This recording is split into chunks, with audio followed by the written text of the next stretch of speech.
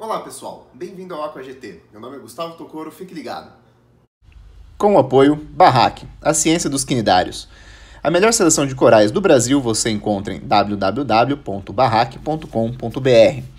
Peça fotos reais dos corais que você vai comprar pelo WhatsApp 011 942 09 6498 e consulte disponibilidade de envio para a sua cidade. Bom, como semana passada não teve episódio, eu vou dividir o episódio de hoje em duas partes. O primeiro vai ser um problema que eu tive no meu aquário, que pode acontecer com qualquer aquarista, e o segundo vai ser a respeito do skimmer. O que eu tive no meu aquário que todo aquarista pode ter? A primeira coisa é onde entra problemas no nosso aquário. Como é que pode entrar problemas no nosso aquário? O que pode causar alga no aquário? Existem várias fontes, vários lugares que podem vir algas, podem vir contaminantes e coisas indesejáveis no nosso aquário. Pode ser por alimentação, pode ser por excesso de suplementação, enfim. Mas um dos maiores problemas que a gente fica assim, nós aquaristas, principalmente quem está começando, acaba que não dá muita atenção, é uma forma de entrada muito comum que é a água de reposição. Eu tenho um filtro de RO-DI de 4 etapas. A primeira etapa é um filtro de polipropileno, a segunda etapa é um filtro de carbon block, especialmente para remover cloro, porque o cloro danifica a membrana de RO. A terceira etapa é uma membrana de RO, tá? Eu tenho uma bomba pressurizadora entre essa etapa. E aí depois disso eu tenho um cartucho de filtro de resina mista, tá? Eu uso aquela resina que tem 60% resina aniônica, 40% resina catiônica. Então o que aconteceu? Eu coloquei aí há 2 semanas atrás, um pouco mais que 2 semanas atrás, há 3 semanas atrás, eu tinha enchido minha água de reposição, meu reservatório, e tava marcando TDS 0 ainda, tá? A hora que começou a acabar isso aí, a hora que eu fui fazer água para fazer uma TPA, essa TDS começou a marcar 1. Eu devia ter trocado essa resina antes dele começar a marcar 1. Por que eu tô falando isso? Porque a hora que acabou essa água, eu fui medir meu nitrato, eu tinha parado de dosar alimento de coral, para manter meu nitrato estava em 10 mais ou menos, tá? Tanto porque meu refúgio ainda tem pouca alga, não está trabalhando da forma como eu gostaria, e além disso ele estava trabalhando junto com o fotoperíodo do aquário. Eu coloquei um timer agora, então esse timer está ligado às 7 horas da manhã, meu refúgio, e desligado ele às 10 horas da noite. O que aconteceu aí? Eu fui medir meu nitrato, conforme essa água foi baixando, e eu percebi que o meu nitrato foi subindo, e subiu aí até bater um pico de acima de 25, abaixo de 50, que é a escala onde que meus testes medem, né? Eu não tenho nada que meça nesse intermediário a isso. E aí eu percebi, tá entrando nitrato de alguma forma, tá entrando amônia, nitrito, que seja de alguma forma. Isso só pode ser da água de reposição. E por coincidência, no dia 22 de junho foi publicado aí um vídeo na BRS TV sobre o que a resina iônica pode purgar, vamos dizer assim. Ela pode liberar antes dela estar completamente marcando TDS1 no meu sistema. Então, as duas coisas que podem liberar, sílica e amônia. Tá? Eu vou deixar o link para vocês aí, dá uma clicada no link, assista esse vídeo, mesmo que você não fale inglês, olhe pelo menos as fotos que ele explica, ele vai mostrar que depois que a resina satura, ele libera toda a sílica retida na resina e libera toda a amônia retida na resina. Então, assim, tenho quase certeza que a principal fonte de entrada de nutrientes foi aí a minha resina, tá? Então, o meu nitrato subiu para 50. Pô, Gustavo, então o que eu faço aí para poder baixar esses nutrientes ou até para evitar esse tipo de problema? Vamos dividir aí em 2 etapas. Primeira etapa, para eu evitar esse problema, como é que eu poderia ter evitado esse problema? Fazer testes de silicato constantes na minha água de reposição, tá? Então toda vez que eu fizer água de reposição para colocar aqui fazer um teste de silicato. Segundo, eu deveria ter pelo menos um medidor de TDS inline no meu RO, eu não tenho ainda, mas colocar um medidor de TDS depois da membrana e depois do primeiro cartucho de resina. Aí eu colocaria outro cartucho de resina. Por quê? Porque entre o primeiro cartucho de resina, na hora que começou a marcar TDS1, significa que o primeiro cartucho já saturou.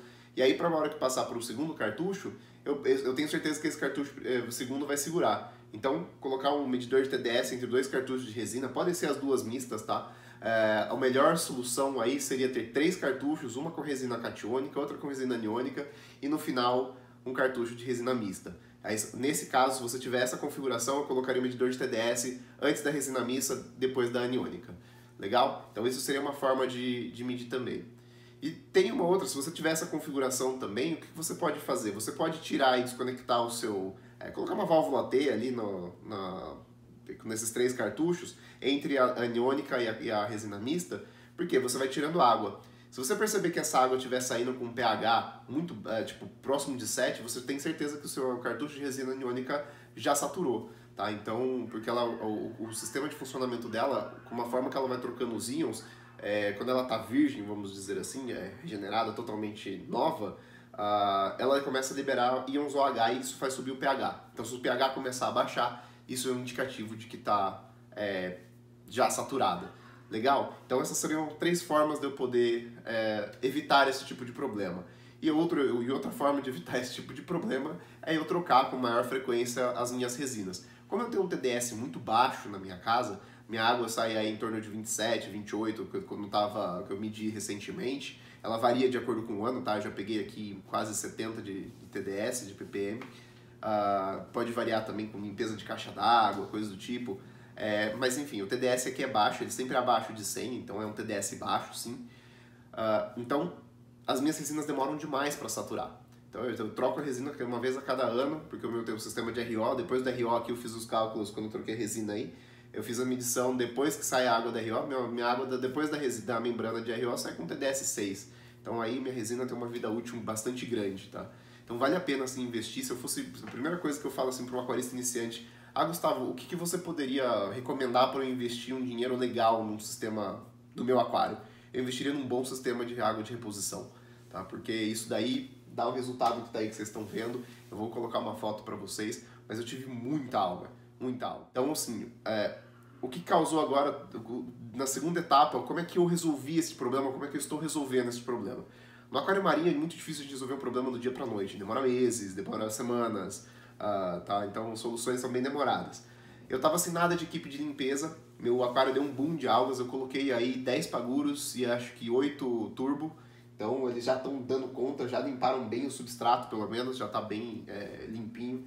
Eu espero que as rochas também comecem a cavocar as rochas aí para tirar as algas que estão. Os meus corais, os meus SPS sentiram muito esse pico de nitrato que teve no meu aquário, tanto que a minha cetosa perdeu cor em parte do coral, vocês podem ver pela foto. A minha psamocora também está bem judiada, ela ficou ela não está estendendo tanto os pólipos e perdeu bastante a cor. Em compensação, alguns outros SPS gostaram bastante desse pico de nutriente aí. E os meus LPS e soft não precisa dizer, né? Que eles gostam de água com nutriente bastante alto. Então, foi assim, uma coisa que eles gostaram.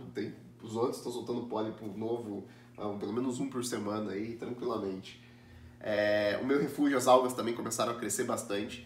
Então, o que eu fiz? Eu fiz 2 TPAs em 2 semanas, tá? Então, eu fiz uma TPA na quarta-feira retrasada e depois fiz uma quarta-feira agora. E isso já deu uma baixada no meu nitrato, eu fiz TPAs de 25%. Então, se eu tivesse, por exemplo, 40% e fizesse uma TPA de 25%, na primeira TPA eu baixaria isso para 30%, na segunda TPA eu baixaria isso para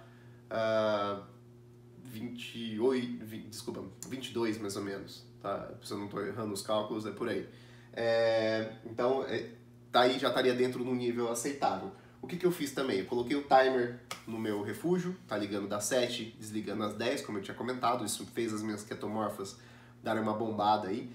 E uma outra coisa muito, muito interessante, que eu também vou deixar um link para vocês, é que se você trocar a sua filtragem mecânica, eu tenho aqui uma espuma, não uso Perlon, não uso nem skimmer, eu tenho só uma espuma mecânica mesmo. Se você trocar a sua espuma mecânica, você vai ver que ela sai marrom, tá? Toda vez que eu limpo ela, eu lavo ela no tanque, ela sempre sai marrom.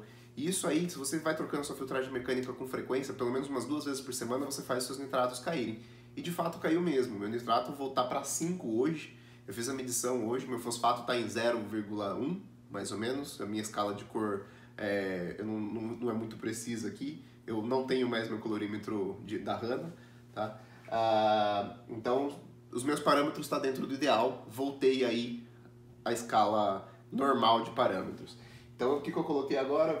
Essa equipe de limpeza vai dar uma consumida nessas algas. Aliás, essas algas também é um fator importante. Elas com certeza devem ter consumido boa parte dos nutrientes que estão aí. Então, assim, eu não tirei do meu aquário ainda todos os nutrientes. Eles estão aí dentro, mas estão numa forma, vamos dizer, fixada. Estão nas algas que estão nas rochas, estão nas algas que estão nos vidros.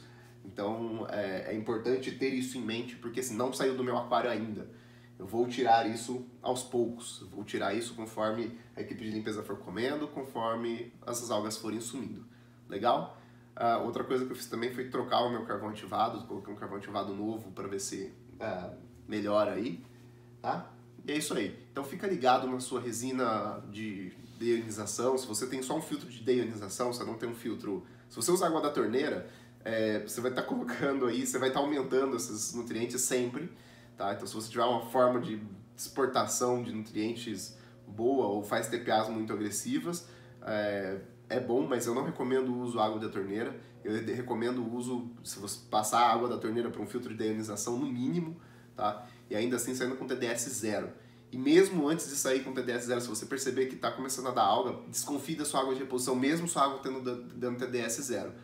Outra coisa interessante, como conclusão também, invista sim num filtro bom, de um deionizador bom, num filtro de RO. Se você for montando aos poucos, esses filtros todos são modulares, você consegue comprar as coisas aos poucos, você consegue comprar os cartuchos, consegue comprar as membranas, a membrana de RO, comprar os componentes todos separados. Então é uma coisa que você consegue ir montando aos poucos, você não precisa comprar tudo de uma vez só. Mas invista assim num sistema bom para você ter uma água de qualidade entrando no seu aquário, principalmente na água de reposição. Legal? Então essa é a mensagem dessa primeira parte do episódio. Beleza?